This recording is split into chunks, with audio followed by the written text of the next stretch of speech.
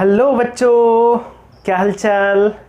तो आज আমরা এসেছি সেমিকন্ডাক্টর ফিজিক্সের একদম লাস্ট অংশটা নিয়ে, ট্রানজিস্টর অংশ, অর্থাৎ যেখানে আমরা একসঙ্গে তিনটা টাইপকে ডোপ করব।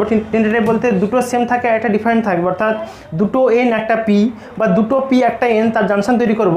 এবং সেই জাংশন ব্যবহারিকভাবে যেগুলো আমরা ট্রানজিস্টর বলি, এখানে দুটো করে ডিপ্লেশন রিজিয়ন তৈরি হবে। আমরা পিএন জাংশন দেখছিলাম, সেখানে একদিকে থাকতো পি, একদিকে এন, তারপরে মাঝখানে একটা তৈরি হতো জাংশন।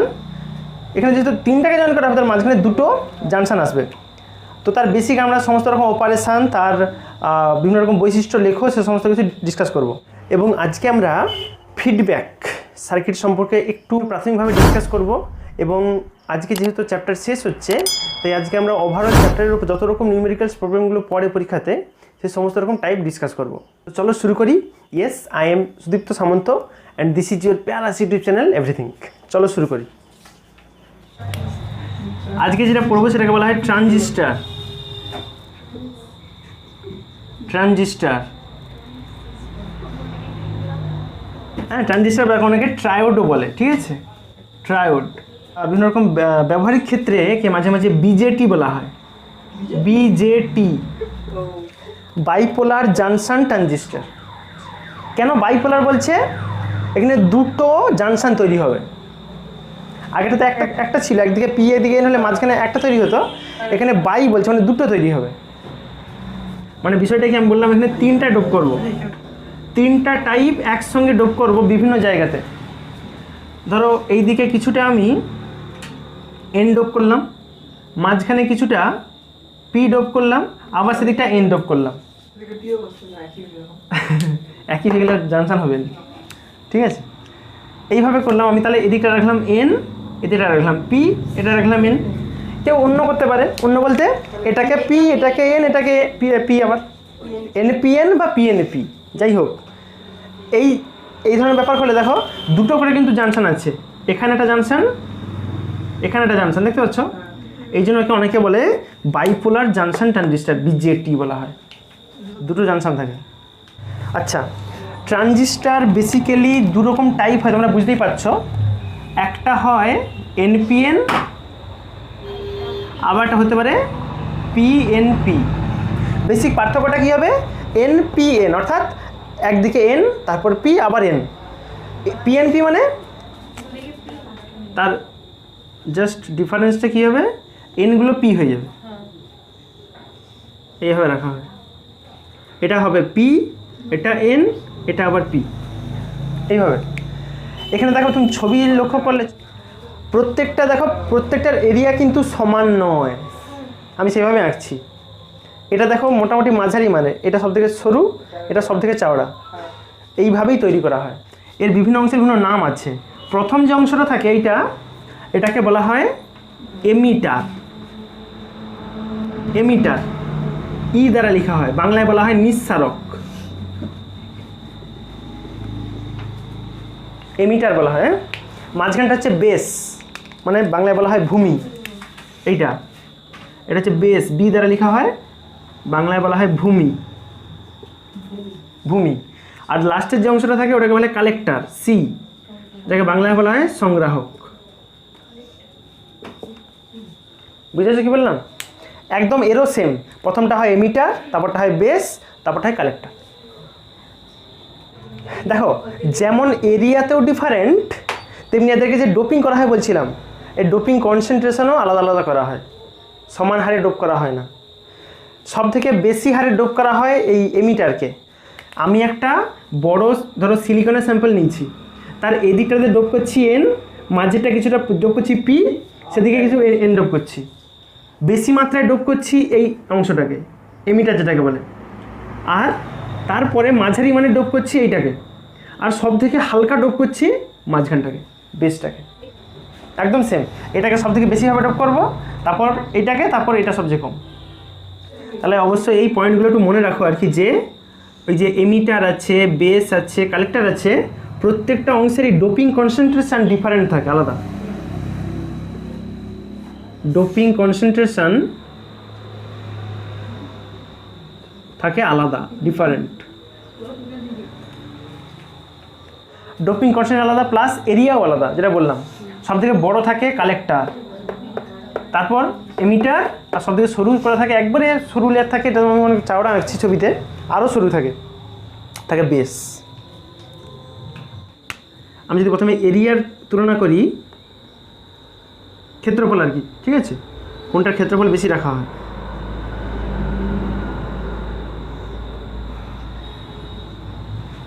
এইখানটা রাখি এমিটার, এখানটা লিখবো বেসের, এখানে লিখবো কালেক্টর, এই তো এইভাবে। ক্ষেত্রফল সব থেকে বেশি কার হয়? কালেক্টরের। তাহলে এটা হচ্ছে সব থেকে বেশি, সবচেয়ে বেশি। এটা থাকে মাঝারি বলতে পারো, মাঝারি বলো, ছাড়ো, ঠিক আছে। এটা সব থেকে বেশি ছিল, এটা মোটামুটি বেশি, আর এটা হচ্ছে একবারে পাতলা থাকে, ঠিক আছে, পাতলা বলতে পারো, পাতলা লেয়ার থাকে একবার। আর ডোপিং কনসেন্ট্রেশন লিখে রাখো, ডোপিং কনসেন্ট্রেশন। সব থেকে বেশি ডোপ কাকে করা হয়? বেশি মাত্রায় ডোপ এমিটারকে। তাহলে এটা সব থেকে হাইলি ডোপড বলতে পারো, হাইলি ডোপড। এটা হচ্ছে মডারেটলি ডোপ, মানে মাঝারি, মানে ঠিক আছে, মডারেটলি বলে, মডারেটলি ডোপড। এটা হচ্ছে লাইটলি ডোপড,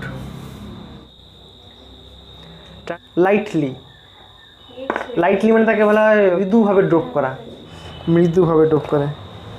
এটা হাইলি, মডারেটলি মাঝারি, এটা লাইটলি মৃদু। এবার আমরা পড়বো, আমরা যে দুটো যে টাইপের ট্রানজিস্টর দেখলাম, এটা পিএনপি এনপিএন, ওদেরকে কীভাবে সিম্বল আকারে প্রকাশ করা হয়। আমি যখন সার্কিটে ব্যবহার করব, কি সিম্বলটা ইউজ করবো জন্য, সিম্বল বলে লিখো, চিহ্ন। যদি এনপিএন করো, খুব সুন্দর ব্যাপারটা, একটা গোল মতো বাক্স করে দিবে, তিন দিকে তিনটা প্রান্ত বেরিয়ে যাবে। এদিকটা থাকে বেস বি, এদিকটা থাকে এমিটার, এদিকে তীর চিহ্ন থাকবে যদি এটা এনপিএন হয়, এনপিএন। এটা এদিকটা এমিটার, এদিকটা কালেক্টর সি। এটা আছে এন, এদিকটা পি, আবার এদিকটা এন, এনপিএন ট্রানজিস্টর। এটা যদি এনপিএন থাকে তাহলে তীর চিহ্নটা থাকবে এমিটারের বাইরের দিকে, আর যদি পিএনপি ট্রানজিস্টর হয় তার ক্ষেত্রে সিম্বলটা হবে এরকম, এই গোলটা কিন্তু করবে।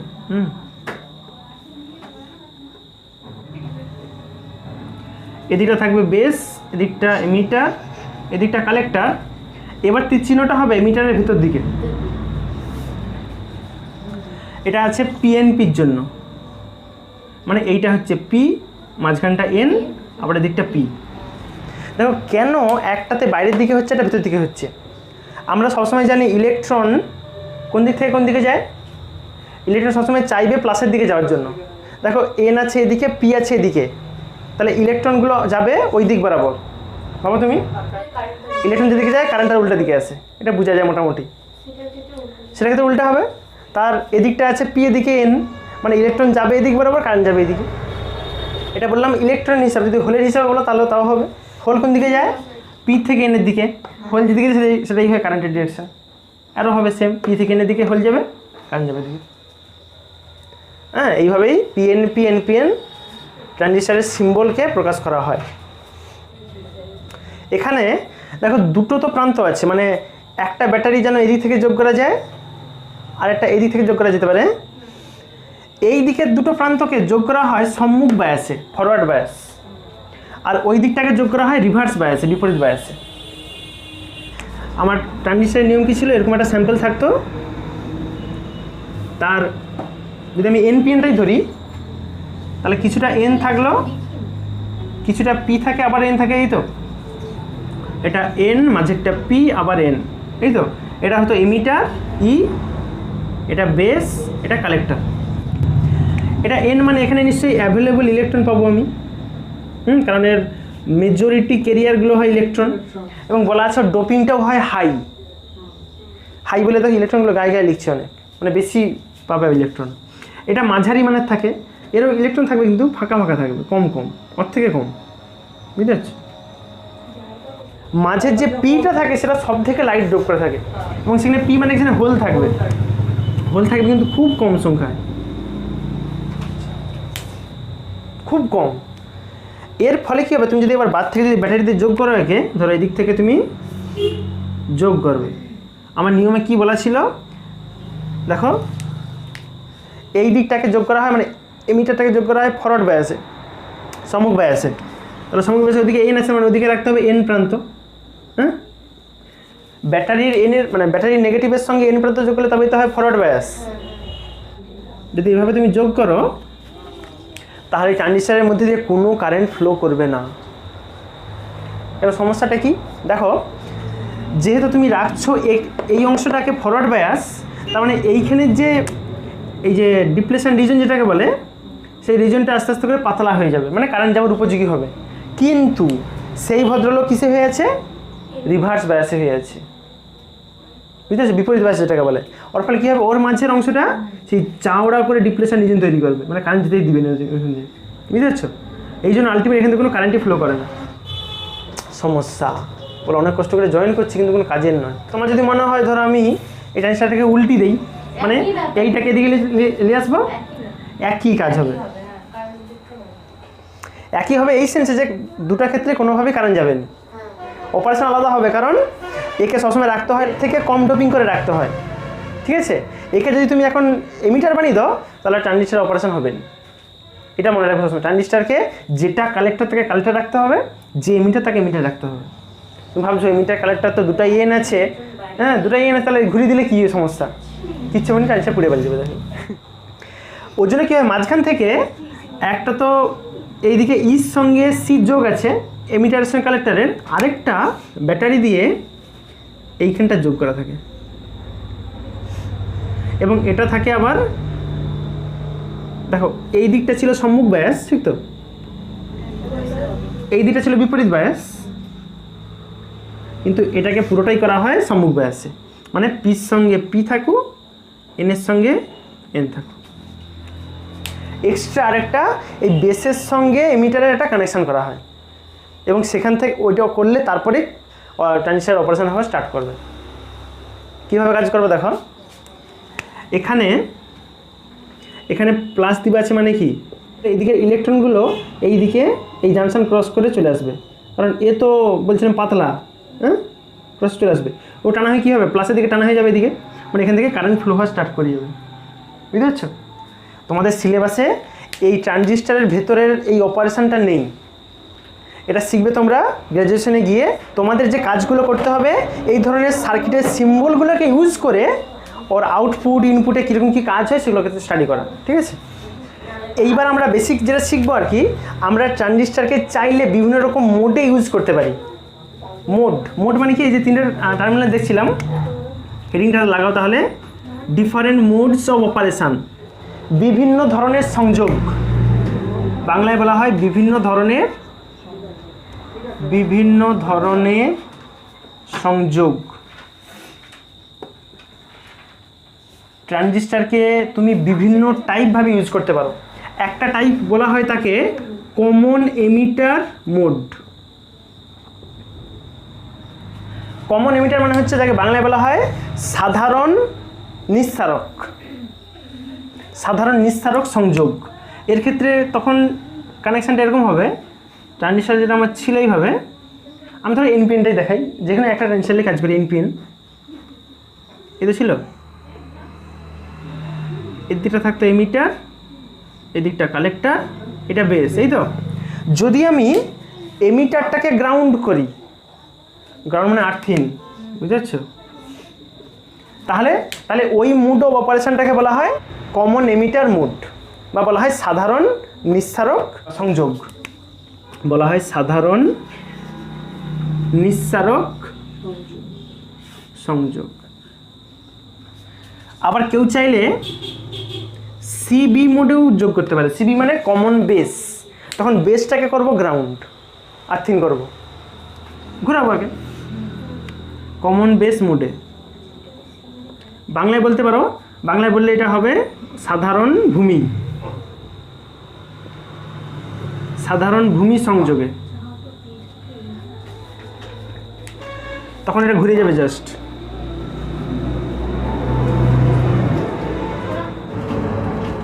এইভাবে থাকবে, এদিকটা থাকতো বেস, এদিকটা এমিটার, ও সরি এই তীক্ষ্ণটা অবশ্যই দিবে মাস্ট। এন পেন করছে না, বাইরের দিকে তীক্ষ্ণ, ঠিক আছে। এটার এদিকে থাকবে, এটা কালেক্টর। এখন করছি বেসটাকে গ্রাউন্ড। যদি তুমি এইভাবে সার্কিট স্টাডি করো আর কি, যেখানে ট্রানজিস্টারকে বেসে গ্রাউন্ড করছো, বাদ বাকি এদিকে রেজিস্ট্যান্স ব্যাটারি রেজিস্ট্যান্স যোগ করছো, অনেক কাজ আছে যা দেখায়নি সেগুলো, তাহলে তখন ওই মোডটাকে বলা হয় কমন বেস মোড। যেটা কমন তাকে গ্রাউন্ড করতে হয়, এই তো ব্যাপার। আচ্ছা 3 নম্বর, কেউ চাইলে কমন কালেক্টর মোডও করতে পারে, সিসি মোড, সাধারণ সংগ্রাহক। একে বলা হয় সাধারণ সংগ্রাহক, সাধারণ সংগ্রাহক সংযোগ। এই সময় কি করতে হবে, সি কে করতে হবে গ্রাউন্ড, ঠিক তো।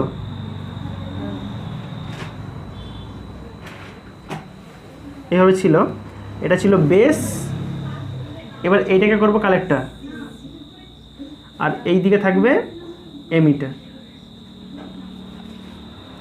তীর চিহ্ন কিন্তু সবসময় এমিটারের কাছেই থাকবে, বুঝতে পারছো। তুমি শুধু ট্রানজিস্টারকে গোল গোল করে ঘুরাচ্ছ, দেখতেও তো গোল দেখাইছিলাম এক্ষুনি। হ্যাঁ, তোমরা বাজারে দেখলে এই দু ধরনের ট্রানজিস্টার দেখতে পাবে, একটা স্টিল কালারের হয় চকচক করে একবারে, আর একটা হয় ব্ল্যাক কালারের। হ্যাঁ, দুটোরই 3টা করে প্রান্ত আছে নিচের দিকে, খুব বিউটিফুল ট্রানজিস্টারগুলো দেখতে লাগে। তোমাদের আলোচনার বিষয়ে যতটার উপর দিয়ে সিলেবাস কভার আছে আর কি, সেগুলো বেস্ট অন প্রথমটা কমন এমিটার মোডে, মানে সাধারণ নিস্তারক সংযোগ। ওইটার উপর আমরা কিছুটা ডিটেলে সাহায্য করার চেষ্টা করব। এইবার আমরা দেখাবো, এই যে আমরা একটা টাইপ বলছিলাম সিই মোড, কমন এমিটার মোড, ওই মোডে ট্রানজিস্টার যোগ করলে তার কীরকম ইনপুট হয়, কীরকম আউটপুট হয়, সেগুলো দেখবো, ঠিক আছে। ইনপুট মানে যেখানটা তুমি সাপ্লাই দিচ্ছ, আউটপুট মানে যেখানে তুমি পাবে। এবার করবো আমরা ট্রানজিস্টারের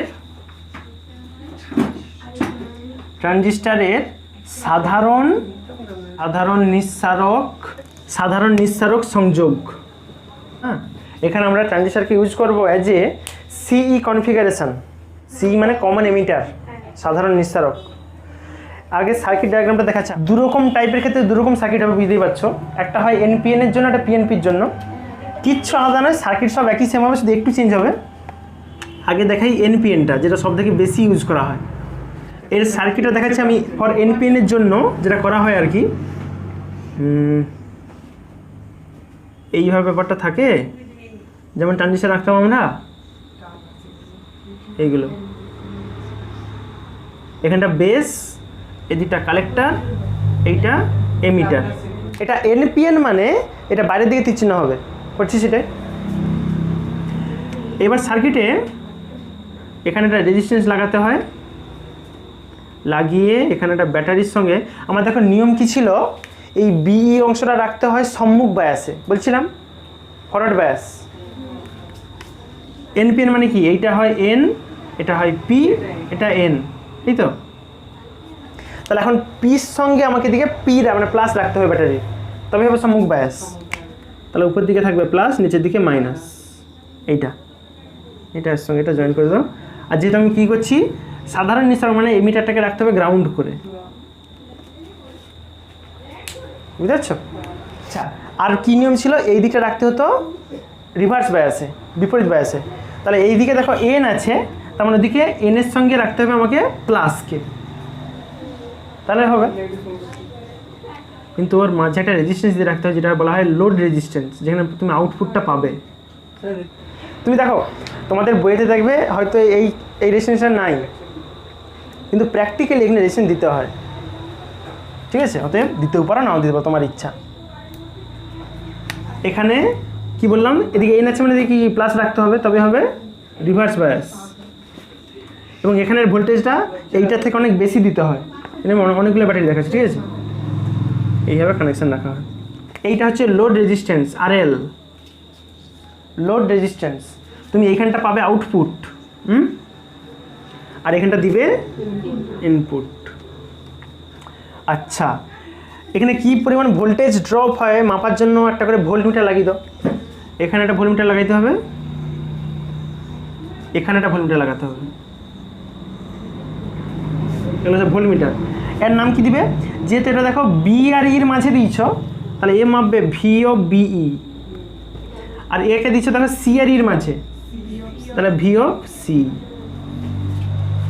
এই ব্যাটারিটার নাম দিয়ে দেবো ভিসিসি, এটা হচ্ছে ভিবিবি। বেস থেকে একটা রেজিস্ট্যান্স করে আমি একটা ব্যাটারি লাগাইছি ভিবিবি, কারণ এটা বেসে যাচ্ছে বলে, এটা ইনপুট। আর এই যে ভোল্টেজটা দিব হয় এটা অ্যাকচুয়ালি বায়াসিংয়ের জন্য, কারণ তোমরা আস্তে আস্তে করে শিখবে পরের দিকে, এখন জাস্ট জেনে রাখো এই যে ব্যাটারি আর এই ব্যাটারি দুটোর কাজ আলাদা। এই ব্যাটারি রাখা হচ্ছে রিভার্স বায়াসে, ও কাজ করে অ্যাকচুয়ালি বায়াসিংয়ের জন্য। বায়াসিং মানে একটা লোক তোমাদের কাজ করতে আসছে, প্রথমে আগে তাকে চা টিফিন খাওয়াইতে হয়, তারপর সে কাজে লাগে, কিছু খাবার তোমার কিছু এনার্জি দিতে হয়, দিয়ে রাখতে হয়, সেটা হচ্ছে এটা খাবার সবসময় থাকে। এটা হচ্ছে তোমার ইনপুট, তুমি দিলে কিছু পাবে, নাহলে কিছু পাবে না।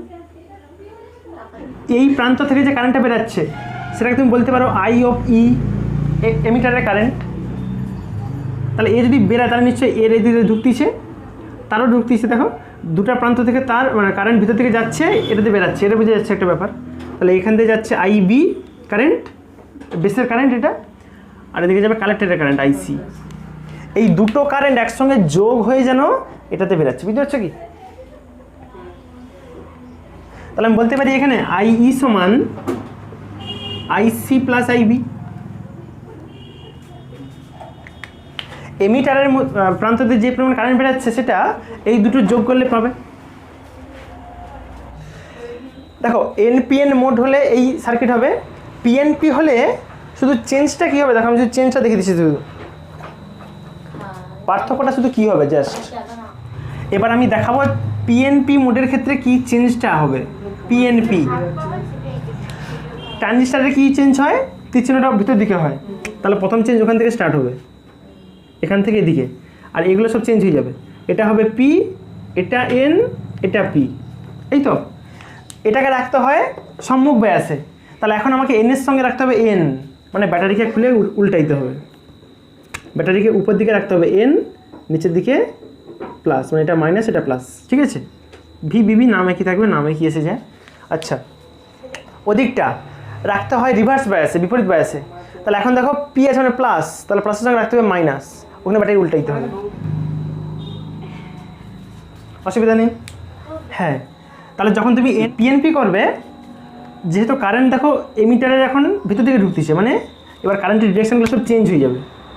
এবার কারেন্ট যাবে এই দিকে আই, তখন এই দিকে আইবি যাবে নি, আইবি যাবে এই দিকে, আইসি এদিকে নয়, আইসি যাবে ওই দিকে। তখন কারেন্টের ফ্লো হবে, দেখো এই সার্কিটে ঘুরবে এদিক থেকে কারেন্ট, হ্যাঁ, আর ওদিকে ঘুরবে এদিক থেকে কারেন্ট। এরও সেম আসবে আই সমান আইসি প্লাস আইবি, ব্যাস। এবার করব ইনপুট আর আউটপুটের বৈশিষ্ট্য লিখো, মানে এখানে ভোল্টেজের সঙ্গে কারেন্টের কি রিলেশন আছে, হ্যাঁ, ওখানে কারেন্টের সঙ্গে ভোল্টেজের কি রিলেশন আছে সেই সম্পর্কে ইনপুট আউটপুটের বৈশিষ্ট্য লেখো। এবার তাহলে হেডিংটা লিখো ট্রানজিস্টরের সাধারণ নিঃসারক বৈশিষ্ট্য। প্রথম নম্বর যেটা করব ইনপুট বৈশিষ্ট্য, ঠিক আছে। ইনপুট বৈশিষ্ট্য লেখো সম্পর্কে, ইনপুট বৈশিষ্ট্য লেখো।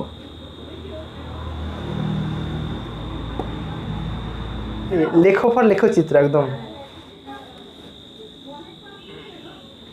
ইনপুটে কে কে ছিল মনে আছে, আইবি ছিল, আর ওদিকে ছিল ভিবিই, তাদের গ্রাফ হবে। এবং ওখানে অবশ্যই ভিসিইটাকে রাখতে হবে স্থির, ফিক্সড। গ্রাফগুলো এইভাবে আসে, এইভাবে একটা করা যায়, যে কোনো একটা কাজ করার সময় ভিসি রাখতে হবে স্থির, এটা করার সময় অন্য একটা ভিসি রাখতে হবে স্থির, ঠিক আছে। ধরলাম ধরো এখানে ভিসির মান আছে 2 ভোল্ট, এখানে ভিসির মান আছে 3 ভোল্ট। তার মানে এই পুরো কাজটা করার সময় ওখানে 2 ভোল্টে ফিক্স ছিল ভিসির মান, এখানে 3 ভোল্টে ফিক্স ছিল, ঠিক আছে। এটা লিখে রাখতে হবে, এখানে ভিসির মানটা বিভিন্ন মানে স্থির রাখতে হয়, বিভিন্ন মানে স্থির রাখতে হবে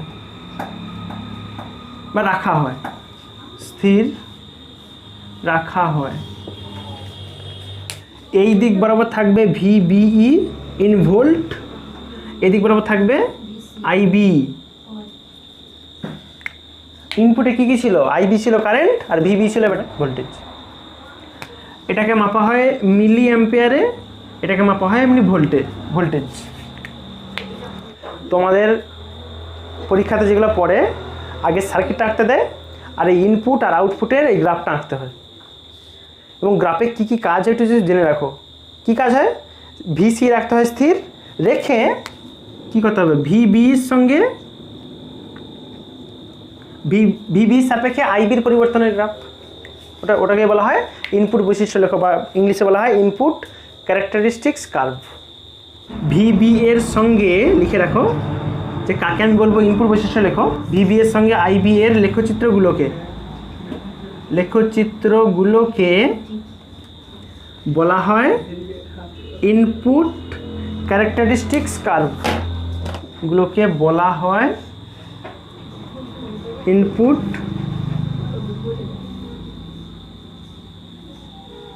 ক্যারেক্টারিস্টিক্স কার্ভ, তাকে বাংলায় বলা হয় ইনপুট বৈশিষ্ট্য লেখো। আচ্ছা, 2 নম্বর যেটা করবো এবার করবো আউটপুটের জন্য, ঠিক আছে? আউটপুট বৈশিষ্ট্য লেখচিত্র। এই লেখচিত্র একটু বড় করে আঁকবে, একটু বড় করে হবে এটা। দেখো আউটপুট আছে, মানে আউটপুটে কারেন্ট কি ছিল? আইসি, আর ভোল্টেজ ছিল ভিসি, মনে আছে? সার্কিট অনুযায়ী আউটপুটে কারেন্ট কত ছিল? আইসি, ভোল্টেজ ছিল ভিসি। তাহলে এবার করবো আইসি ভার্সেস ভিসি। যেখানে ফিক্সড কাকে রাখবো? আইবি কারেন্ট, মানে ইনপুট কারেন্টটাকে রাখতে হবে ফিক্সড। এই দিক বরাবর রাখবো আইসি, এই দিক বরাবর রাখবো ভিসিই। গ্রাফগুলো খুব সুন্দর হয় দেখতে।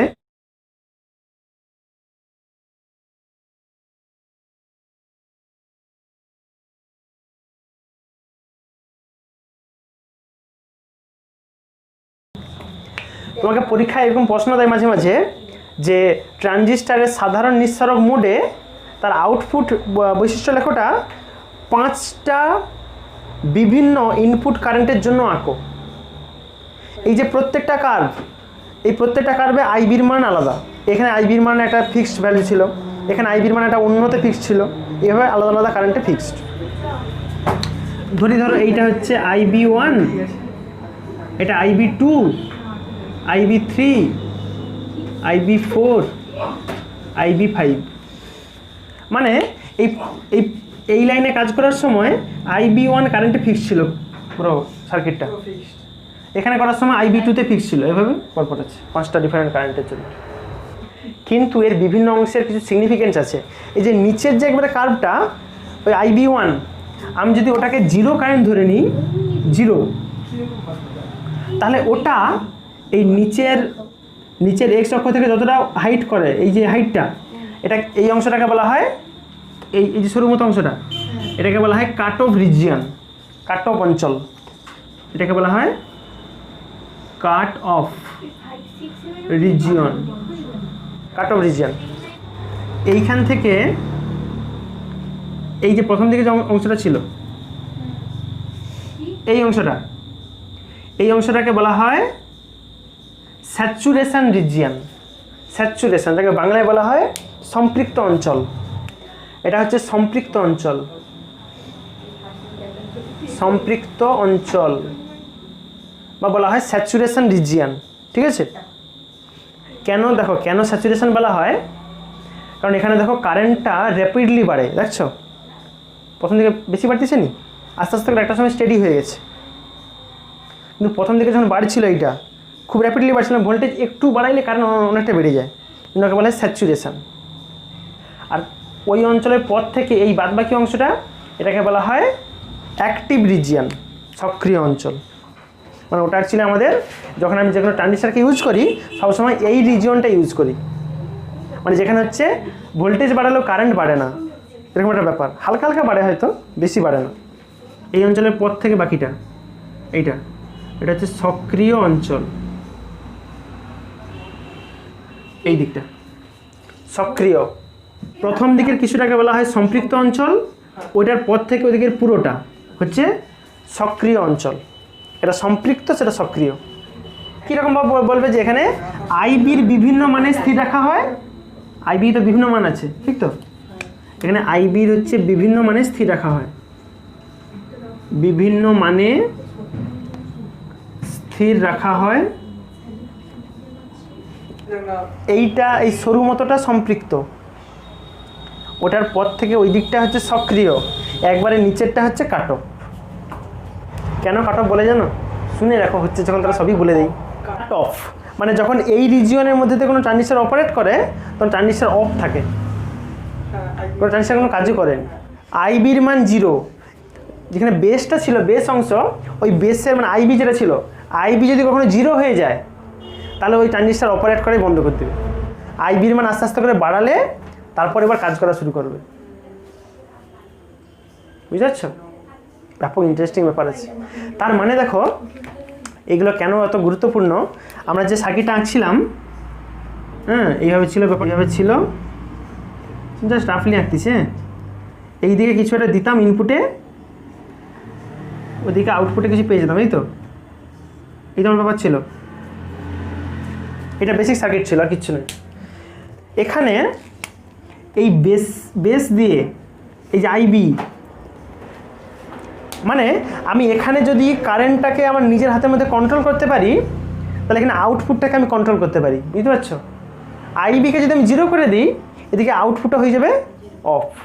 একটা অঞ্চলকে কন্ট্রোল করলে অটোমেটিক আরেকটা অঞ্চল কন্ট্রোল হয়ে যাবে। এই জন্য এই ট্রানজিস্টরকে সুইচ হিসাবে ইউজ করা হয়। সুইচ যে কোনো রকম ডিজিটাল সার্কিটে ধরো তুমি ডাইরেক্ট ওখানে কিছু কাজ করতে পারবে না, কিন্তু এখানে তোমার এমন সিস্টেম ঘটে আছে, এখানে যদি কিছু কারেন্ট যদি 0 করে দাও তাহলে ওখানে অপারেশন বন্ধ হয়ে যাবে। বুঝেছো? এগুলো বলে ইনডাইরেক্ট অপারেশন করা। আর এই সুইচ কি কাজ করে? কোনো জিনিসকে বন্ধ করতে বা চালু করতে। তুমি এখানে কারেন্ট বন্ধ করে দিলে যদি অপারেশন বন্ধ হয়ে যাবে তাহলে ভাবো, তো সুইচ হয়েছে তো ওটা।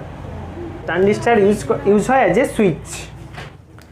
তাহলে এখানে গ্রাফটা কার কার মধ্যে করতে হবে? আইবিকে রাখতে হবে বিভিন্ন মানে স্থির, তখন ভিসি এর সঙ্গে ভিসির সঙ্গে আইসি এর লেখচিত্রগুলোকে ভিসির সঙ্গে আইসি, ঠিক আছে, গুলোকে বলা হয় আউটপুট ক্যারেক্টারিস্টিক্স কার্ভ।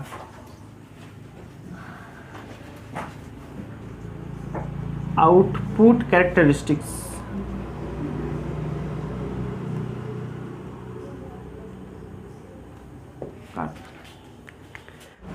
আমরা ইনপুট আউটপুট দেখলাম, আরেক রকম বৈশিষ্ট্য লেখা হয়, সেটা শিখে রাখো, সেটাকে বলা হয় পরিবৃত্তি বৈশিষ্ট্য লেখো।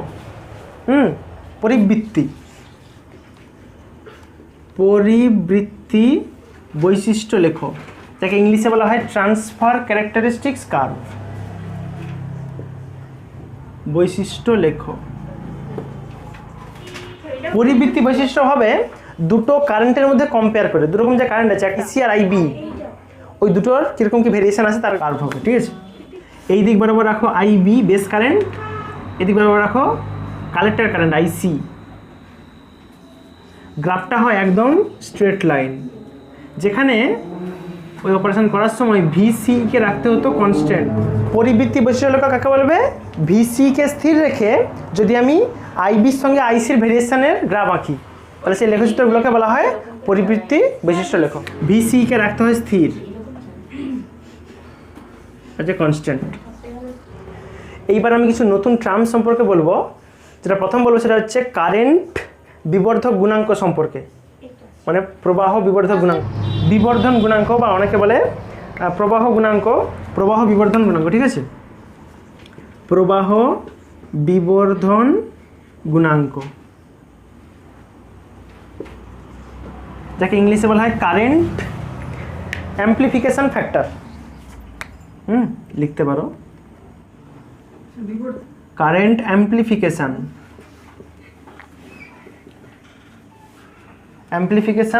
ফ্যাক্টর।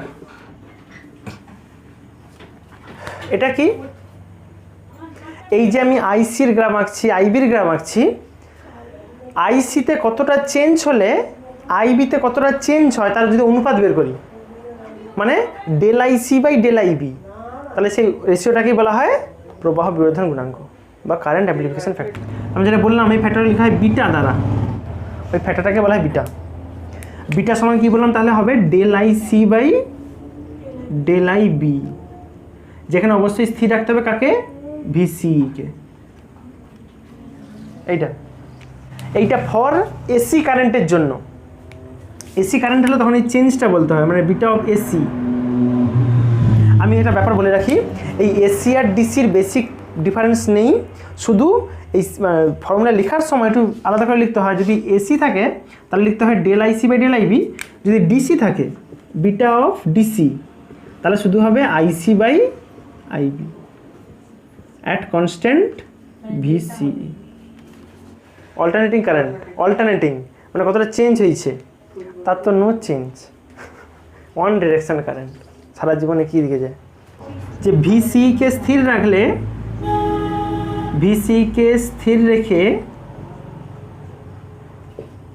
এই যে ভিসি মানে যেটা হচ্ছে ওই কালেক্টর আর ইমিটারের মধ্যে যে ভোল্টেজটা পড়তো, ড্রপ করতো, সেটা সংগ্রাহক প্রবাহের পরিবর্তন, সংগ্রাহক প্রবাহের পরিবর্তন মানে যেটাকে বলা হয় ডেল আইসি। হ্যাঁ,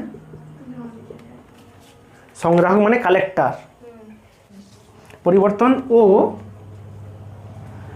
ভূমি প্রবাহের পরিবর্তন মানে ডেল আইবি, তার অনুপাত কি বলবো এটা, ও ভূমি প্রবাহের পরিবর্তন যেটাকে বলা হয় ডেল আইবি। প্রবাহের পরিবর্তন এর অনুপাতকেই আমি কি করছি দেখো, আমার ইনপুট কারেন্ট কি ছিল, IB, input current, base current যেটাকে বলে, সেদিকে আউটপুটে কি কারেন্ট পেতাম, আইসি। ইনপুটে কি পরিমাণ কারেন্ট চেঞ্জ করলে আউটপুটে কি পরিমাণ কারেন্টের চেঞ্জ হয়, তার অনুপাতকেই তো বলা হয় প্রবাহ বিবর্ধন গুণাঙ্ক। মানে কি পরিমাণ প্রবাহ বাড়ছে, ভাবো তুমি, সেরকম যেন বোঝাচ্ছে। অনুপাতকে প্রবাহ বিবর্ধন গুণাঙ্ক বলে, প্রবাহ বিবর্ধন গুণাঙ্ক বলে, ঠিক আছে। বা অনেকে এমনি প্রবাহ গুণাঙ্কও বলে। ট্রানজিস্টরের কাজ কি হয়, ইনপুটে তুমি একটা ধরো ছোট্ট সিগন্যাল দিচ্ছ, ছোট্ট সিগন্যাল মানে এইরকম একটা সিগন্যাল আছে, এরকম কম সিগন্যাল, ছোট মানে ওটা আউটপুটে হয়ে যে অনেকটা বেড়ে যাবে, এরকম হয়ে যাবে। তার মানে ট্রানজিস্টর এখানে একটা অ্যাম্পলিফিকেশনের মতো কাজ করে, অ্যাম্পলিফাই করে, বাড়ায় সাইজে। ওই জন্য তো এই অনুপাত বের করলে বিটার মান সবসময় হয় অনেক বেশি, 50, 60, অনেকটা 100 হয় বিটার মান। তো এবার আমরা স্টার্ট করব প্রবাহ পরিবৃত্তি গুণাঙ্ক, প্রবাহ পরিবৃত্তি গুণাঙ্ক, অর্থাৎ যাকে ইংলিশে বলা হয় current transfer ratio, current transfer ratio. খুব ইন্টারেস্টিং বিষয়। একে এক্সপ্রেস করা হয় আলফা দ্বারা। আমরা যেমন এক্ষুনি বিটা পড়লাম, সেখানে বিটা সমান ছিল del IC by del IB, এখানে আলফা সমান হবে del IC by del IE, অর্থাৎ change in collector current divided by change in emitter current. সেটাকে যদি এসির ক্ষেত্রে হয়, এসির ক্ষেত্রে এরকম চেঞ্জ আকারে লেখা হয়, এটা অ্যাকচুয়ালি আলফা অফ এসি বলা যায়। যদি ডিসি কারেন্ট হয়, steady current, alpha of DC, তার ক্ষেত্রে হবে শুধু আইসি বাই আইই। এবং অবশ্যই এখানে দুটো ক্ষেত্রেই ভি অফ সিবি, অর্থাৎ কালেক্টর আর বেসের মধ্যে যে ভোল্টেজ সেটাকে অবশ্যই ফিক্সড রাখতে হবে, কনস্ট্যান্ট রাখতে হবে। এর ক্ষেত্রেও ফিক্সড করতে হবে ভি সিবিকে। তাহলে তোমরা সহজেই এর ডেফিনেশনও বলতে পারো যে ভি সিবিকে স্থির রেখে, ভি সিবিকে থাকলে করি, স্থির থাকলে সংগ্রাহক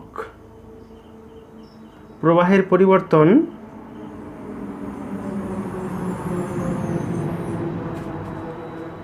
অ্যাকচুয়ালি এই যে ডেফিনেশন লিখছি এটা অ্যাকচুয়ালি এসির জন্য। এসি কারেন্ট হলে এই পরিবর্তন কথাটা আসে। যদি ডিসির জন্য আসে তাহলে এই পরিবর্তনটা লেখার দরকার নেই, সেখানে শুধু লিখব সংগ্রাহক প্রবাহ মানে আইসি আর নিঃসারক প্রবাহ আইই, তার অনুপাতকে আমরা বলবো আলফা, অর্থাৎ প্রবাহ পরিবৃত্তি গুণাঙ্ক। তাহলে এখানে আমরা এসির ক্ষেত্রে যদি লিখি থাকলে সংগ্রাহক প্রবাহের পরিবর্তন ও নিঃসারক মানে এমিটার, নিঃসারক প্রবাহের পরিবর্তনের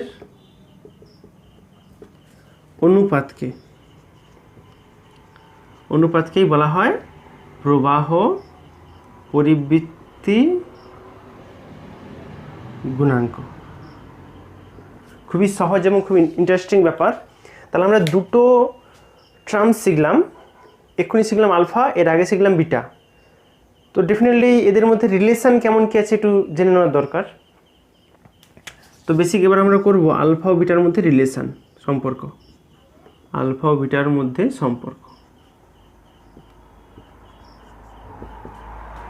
খুবই ইন্টারেস্টিং বিষয়গুলো।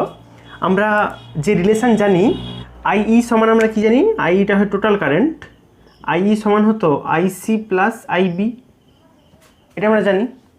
তো এবার যদি আমি এসি কারেন্টের কথা ভাবি তাহলে এর চেঞ্জটা আসবে, মানে del IE equals to del IC plus del IB, এটা আসবে। ওকে, আমরা একটু আগে দেখছিলাম বিটার মান আছে del IC by del IB, del IB. এখানে এই ডেল আইবির জায়গাতে আমরা মান বসাবো, তাহলে এখান থেকে ডেল আইবির মানটা কি পাই দেখি। এখান থেকে ডেল আইবিটা আসবে ডেল আইই মাইনাস ডেল আইসি, মাইনাস ডেল আইসি। এমিটার কারেন্ট থেকে কালেক্টর কারেন্টটা বাদ দিলে বাদবাকি যেটা পড়ে থাকে সেটা হচ্ছে বেস কারেন্ট, সেটাই করছি। তো বেসিক একদম এই ডেল আইবির মানটা এই জায়গায় বসাবো, বসাই।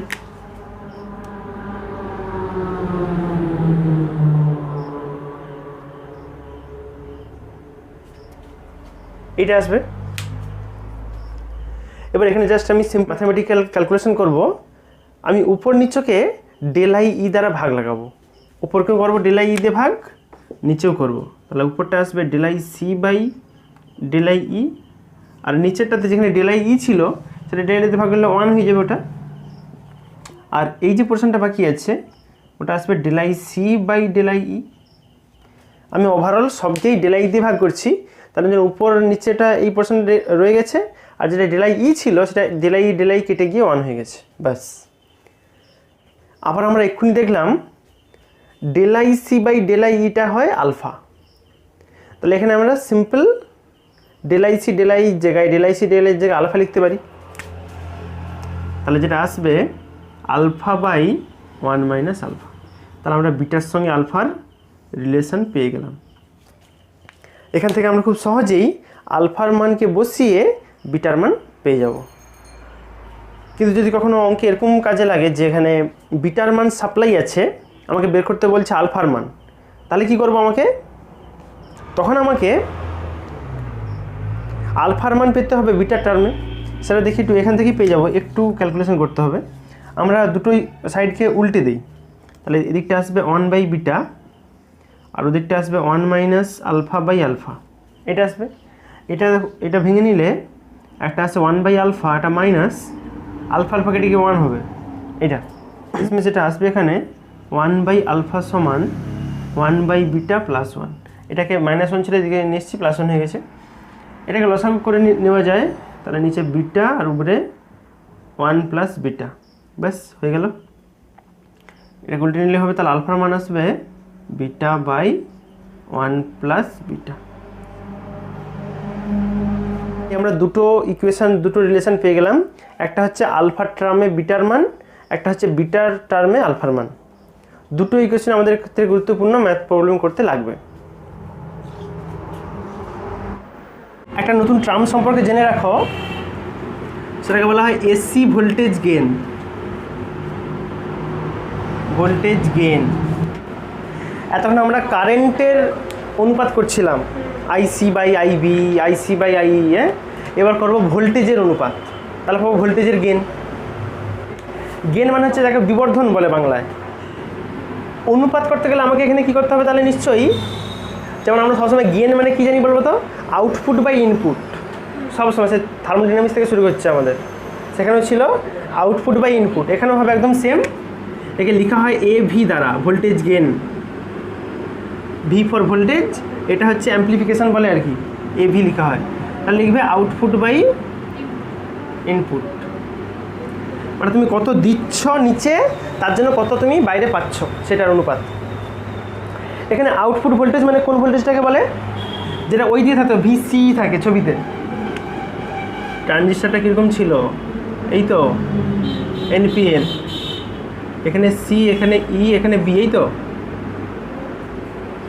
এই দুটোর মাঝে যে ভোল্টেজটা মাপা হতো ভিসি, সেটা হচ্ছে আউটপুট।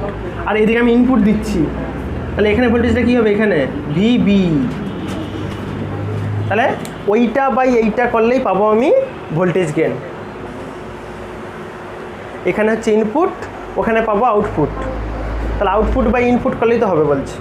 মানবো সব, আউটপুট মানে আছে ভিসি, ইনপুট আছে ভিবি। আবার তোমাদেরকে সেই নিয়ম তোমরা জানো, ভি সমান হয় আইআর। তাহলে এখানে আমি কারেন্ট আর রেজিস্ট্যান্স আগে লিখতে পারি। কারেন্ট, এখানে কারেন্ট কী হয়, আইবি হয়, ইনপুটের কারেন্ট। তাহলে নিচেরটা হবে আইবি ইনটু রেজিস্ট্যান্স, মানে আমি বলতে পারি এটা আর ইনপুটের যা রেজিস্ট্যান্স আছে সেটা, হ্যাঁ। আর ওটা ওখানে কারেন্ট কী হয়, আইসি কারেন্ট হয় ওখানে। তাহলে উপরটা হবে আইসি ইনটু আর আউট, মানে আউটপুটের রোধ। এটা আউটপুটের রোধ, এটা ইনপুটের রোধ। রোধ ইনটু কারেন্ট করলে তো ভোল্টেজ হবে। এবার লক্ষ্য করো, এই আইসি বাই আইবিকে আমরা কি বলতাম, বিটা, মনে পড়ে? তাহলে এটা লিখবো আমি বিটা ইনটু, এটা কি আছে, রোধের অনুপাত, তো মানে বলতে পারো তুমি রোধের বিবর্ধন, রোধের বিবর্ধন। যেমন ভোল্টেজের বিবর্ধন হয় আউটপুট বা ইনপুট, তেমনি রোধেরও হয় আউটপুট বা ইনপুট, ঠিক আছে। তাহলে এভি সমান তুমি পেলে, এটা হচ্ছে ভোল্টেজের গেন। যদি তোমাকে কখনো কেউ বলে যে তাহলে এই ট্রানজিস্টারের ক্ষেত্রে ক্ষমতার গেন বের করো, মানে পাওয়ারের গেন, তার আমি প্রুফ করাচ্ছি, শুধু বলে দিচ্ছি, এটা শুধু বিটার জায়গায় হবে বিটা স্কোয়ার, আসতে বাকি থাকবে। বিটার জায়গায় বুঝবে বিটা স্কোয়ার, আসতে বাকি।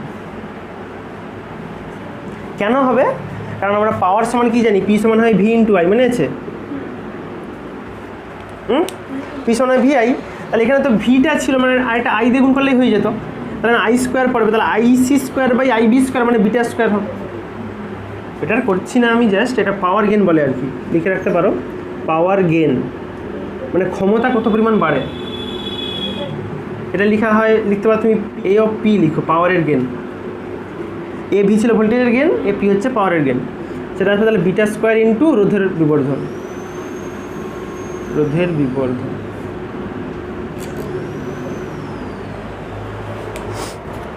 এই যে দেখলাম, দেখো এইদিকে ইনপুট থাকে, সেদিকে আউটপুট থাকে। যদি তুমি কখনো আউটপুট থেকে আবার কারেন্টকে এনে ইনপুটে যোগ করো, ওটাকে বলা হয় ফিডব্যাক। ফিডব্যাক কাকে বলে, ধরো তোমরা দোকানে জিনিস কিনছো, জিনিসটা কেমন লাগছে তার ফিডব্যাক দিতে হয় তো, তোমার দোকানে জিনিস ব্যাপক, তার মানে কি ব্যবহার করার পরে এসে আবার ইনপুট, মানে দোকানদারকে এসে আবার তাকে জানাচ্ছ ব্যাপারটা কী হয়। একদম সেম, যদি তুমি আউটপুট থেকে তার যোগ করে এসে ইনপুটে যোগ করে দাও, তারপরে আউটপুটের কিছু অংশ আবার ইনপুটে এসে যোগ হবে, ওই ব্যাপারটাকে বলা হয় ফিডব্যাক। ওই ফিডব্যাক দুরকম হয়, নেগেটিভ ফিডব্যাক হয়, পজিটিভ ফিডব্যাক হয়, যেমন দোকানেও হয়, ঠিক আছে। যদি ফিডব্যাক পজিটিভ হয় তাহলে তৈরি হয় অসিলেটর, যদি ফিডব্যাক পজিটিভ হয় তাহলে হবে অসিলেটর, আর যদি নেগেটিভ হয় তাহলে ওটা হয়ে যাবে স্টেবিলাইজার। ব্যাপারটা কি হয়, যদি তুমি কোনো দোকানদারকে যে খুব ভালো ভালো বলো, তাহলে সে কিন্তু বেশি ওভার কনফিডেন্স হয়ে যাবে, মানে এবারে প্রোডাক্ট খারাপ খারাপ দেওয়া স্টার্ট করবে। অসিলেটর মানে হচ্ছে একটা, মানে কন্টিনিউয়াস ভ্যালু দিতে পারেনি, মানে ভাইব্রেট করে যাকে বলে, বুঝতে পারছো। দোকানদার চঞ্চল হয়েছে, মানে এত ওভার কনফিডেন্স লোক দিয়ে গেছে, বলে যা আছে দিয়ে দিই, পোকা হোক আর যাই হোক, এর সাথে আবার ভালোই বলবে, বুঝতে পারছো। এই জন্য দিতে হয় কি নেগেটিভ ফিডব্যাক, যাতে ও স্টেবল হয়। মানে কি তুমি সব দিছো ঠিক আছে, আটাটা একটু ভালো দিলে হতো, মানে একটু নেগেটিভ দিয়ে গেলাম, তাতে কিন্তু ও পরের বারে দেওয়ার সময় ভাববে যে সব জিনিস আমার ঠিক নয়, কিছু আমাকে কারেকশান করতে হবে। এই ফিডব্যাকটা কীভাবে কাজ করে একটু জেনে রাখো। ফিডব্যাক কীভাবে কাজ করে দেখো।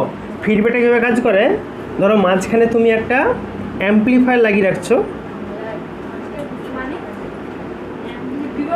হ্যাঁ বিবর্ধক, যেমন তুমি ট্রানজিস্টর ইউজ করতে পারো, ওপাম ইউজ করতে পারো, অনেক কিছু ইউজ করা যায়, ঠিক আছে। অ্যাম্পলিফায়ার, বিবর্ধক লাগাইছো, এখানে তুমি দেখছো ইনপুট ভোল্টেজ ভিআই, এখানে পাচ্ছ আউটপুট ভোল্টেজ V0। যদি তুমি আবার আউটপুটের সঙ্গে একটা মানে তুমি আবার এখানে আমার একটা সার্কিট লাগাইছো, যে কী করবে ওই আউটপুট থেকে কিছুটা অংশ নিয়ে ইনপুটের সঙ্গে যোগ করে দিবে, বুঝতে পারছো। যাচ্ছিলে এদিক থেকে এইদিকে, আবার এই একটা ব্যাকে আসার রাস্তা রাখছে মাঝখান দিয়ে। এগুলো সেই মেডিকেল শপে দেখা যায়, সে কি একটা সিনেমাতে দেখাইছিল। অর্থাৎ তুমি ওষুধ দোকান থেকে ওষুধ কিনে ডাক্তারকে দিয়ে দিচ্ছ, সে ডাক্তার রুগীকে দেওয়ার বদলে কিছু দোকানে আবার ফেরত দিয়ে দিচ্ছে, বুঝতে পারছো। একদম সেম কেস, কিছুটা দিচ্ছে, সব দেয়নি, কিছুটা দিচ্ছে। আলটিমেট তুমি তাহলে শেষমেশ তাহলে ইনপুট তো চেঞ্জ হয়ে যাবে আবার। আগে ভিআই ছিল, এখন তাহলে অন্য কিছু একটা আসবে, ধরি এখন ভিআই প্রাইম আসবে, নতুন কিছু, যেটা কী হবে আগেরটা যা ছিল থাকবে, প্লাস এখন আবার এক্সট্রা এটা যোগ হচ্ছে। কত যোগ হচ্ছে? বিটা ইন্টু V0, যেটা এখানে হচ্ছে। এটাই ফিডব্যাক। এটা ফিডব্যাকের ফলে তাহলে ইনপুটে তুমি ওই পরিমাণ চেঞ্জ দেখতে পাবে। এর ফলেটা কী হবে দেখো, একটা সময় যদি আবার ইনপুট যদি বেড়ে যায়, তাহলে ও তো অ্যাম্পলিফাই করে আরও বেশি বড় আউটপুট দিবে, তারপরে এবারে আবার বেশি আসবে। আলটিমেট একটা সময় ব্যাপারটা আমাদের হাতের কন্ট্রোলের বাইরে চলে যাবে। অনবরত ওই ইনপুট বাড়তেছে, আউটপুট বাড়তেছে, মানে এই ফিডব্যাকটা হচ্ছে পজিটিভ ফিডব্যাক। এখানে এই ফিডব্যাকটা আসতেছে পজিটিভ। কেন পজিটিভ? ওটা মিশে গেলে ইনপুট বেড়ে যায়। যদি ফিডব্যাকটা পজিটিভ হয়, মানে এসে যোগ হলে ইনপুট বেড়ে যাবে, তাহলে তখন তৈরি হবে এটা অসিলেটর। এবং ওখানে তাও তোমার বইয়ে দেখা যায় একটা কন্ডিশন দেওয়া আছে কি, ব্রাক-হাইসেন ক্রাইটেরিয়েশন বলে ওকে। যদি এই ফিডব্যাকটা নেগেটিভ হয়, তাহলে ও তো এসে ইনপুটকে আরও কমিয়ে দিবে, তার ফলে এ কখনোই আমাদের আউট অফ কন্ট্রোল হবে না। তার মানে এটা একটা স্টেবল সিস্টেম তৈরি হবে, স্টেবল। ওই ব্রাক-হাইসেন ক্রাইটেরিয়েশনটা লিখে রাখো, শর্তটা হয় এরকম। আমরা এখন যে গেন করছিলাম AV, সেই ভোল্টেজ গেন ইন্টু বিটা, এইটার মান সমান 1, এটাকে বলা হয় শর্ত। একটা সার্কিট অসিলেটর কখন হবে? যদি সে ব্রাক-হাইসেন কন্ডিশন মেনে চলে। কি কন্ডিশন? বিটার মান আর সেই ভোল্টেজ গেনের মানকে যদি গুণ করা হয়, যদি 1 হয়, তাহলেই হবে, ঠিক আছে। এইবার আমরা এই ইলেকট্রনিক্সের উপর আর কি, মানে সেমিকন্ডাক্টর ফিজিক্সের উপর বেসিক্যালি যত রকম নিউমেরিক্যালস প্রবলেম আছে, প্রথম যে প্রবলেমটা তোমাদেরকে দিচ্ছি করার জন্য করো, একটা ট্রানজিস্টারের বিটার মান বলা আছে 100 বলে, তাহলে আলফার মান কত হবে? আমরা তো আলফার রাশিমালা জানি, বিটা বাই 1 প্লাস বিটা। আজ প্রুফ করছি, মান বসাও, 100 বাই 101 মানে আসবে 0.99। এবার একটা অন্য টাইপের অঙ্ক করাই। এইবারে যে প্রবলেমটা করব, বলা আছে একটা ট্রানজিস্টারের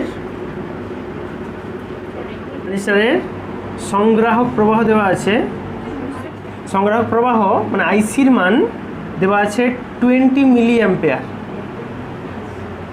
বলছে যদি নিঃসৃত ইলেকট্রনের 90% সংগ্রাহকে পৌঁছায়,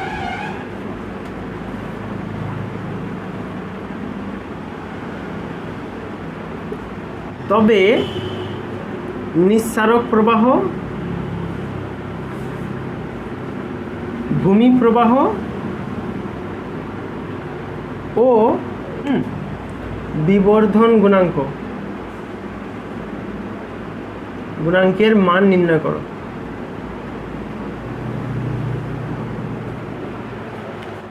আইসি দেওয়া আছে, বের করতে হবে আইই, আইবি আর বিটা। তোমাকে আইসি সাপ্লাই দেওয়া আছে। আচ্ছা, এখানে বলছে নিঃসৃত ইলেকট্রন তার 90% সংগ্রাহকে পৌঁছায়।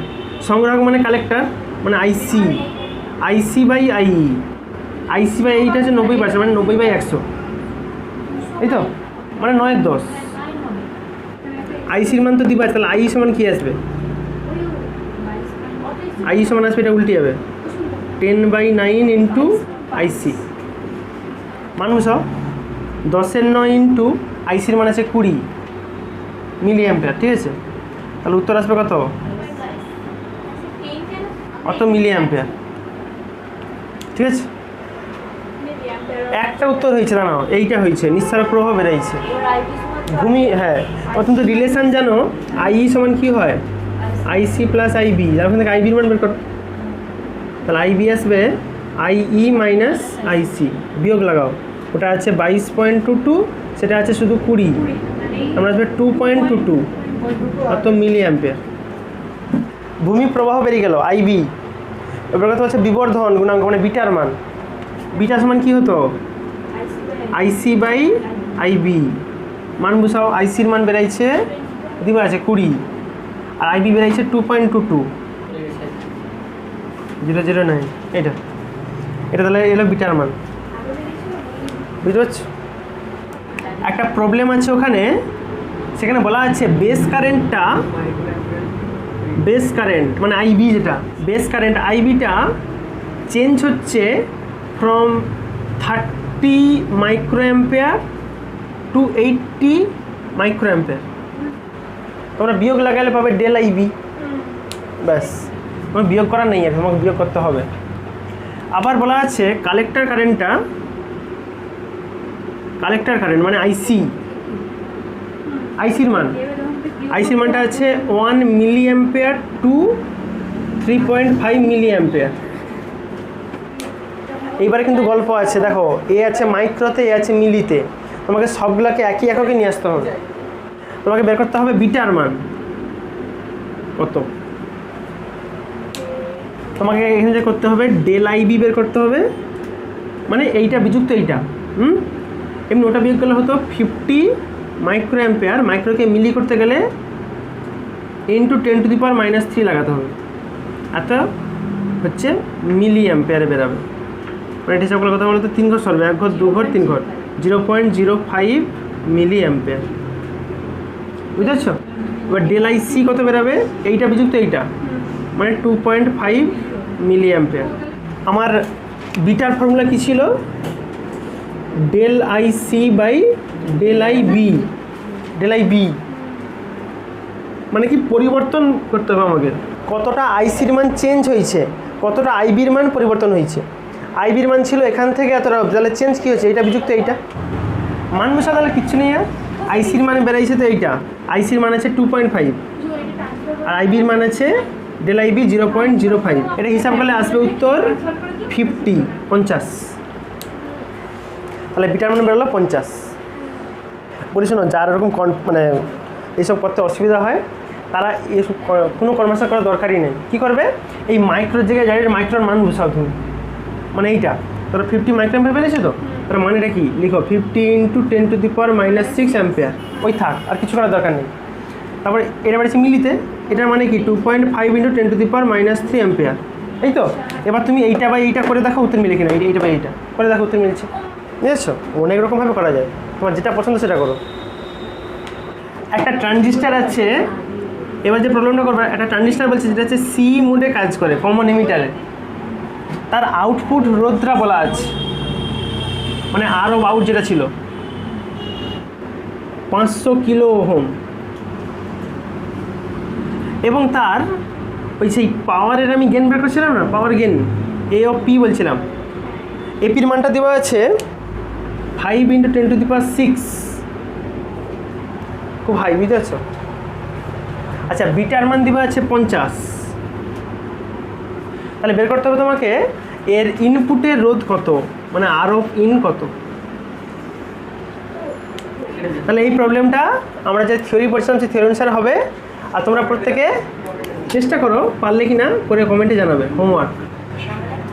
একটা ট্রানজিস্টার বলা আছে সি মোডে কাজ করে, তার বিটার মান বলা আছে আবার সেই 50, তার ইনপুট রোধ এবার বলে দিয়েছে আর ইন দেওয়া আছে 1 কিলো ওহম, 1000 ওহম আর কি, ঠিক আছে? আর এর এসি ইনপুট ভোল্টেজ, মানে ভি ইন বলতে পারো, ভি আই বলে অনেকে, ওটা দেওয়া আছে 0.01 ভোল্ট, খুব মিনিমাম ভোল্টেজ দিচ্ছে। তাহলে প্রশ্ন হচ্ছে এখানে সংগ্রাহক প্রবাহের শীর্ষমান কত হবে? সংগ্রাহক প্রবাহের অ্যাকচুয়ালি এই যে এসি ভোল্টেজ বলছে না, এটা অ্যাকচুয়ালি এসি ভোল্টেজের শীর্ষমান এটা আর কি, ঠিক আছে, এসি ভোল্টেজের শীর্ষমান ম্যাক্সিমাম মান, ওই মান ভিন দেওয়া আছে, এইটা তোমাকে বের করতে বলছে সংগ্রাহক প্রবাহ মানে কালেক্টর আইসির মান বের করতে হবে, আইসির মান কত হবে। তাহলে এখানে মান বসালে এটা 1 কিলো ওহম আছে, আর আইবির মানটা তুমি এটা আছে 0.01, তাহলে এখান থেকে আইবির মান তাহলে ওটা আসবে 0.01 হতো মিলি অ্যাম্পিয়ার। আচ্ছা আমাকে বের করতে বলছে সংগ্রাহক প্রবাহ মানে আইসির মান, তাহলে আইসির মান আমরা রিলেশন জানি বিটা ইন্টু আইবি,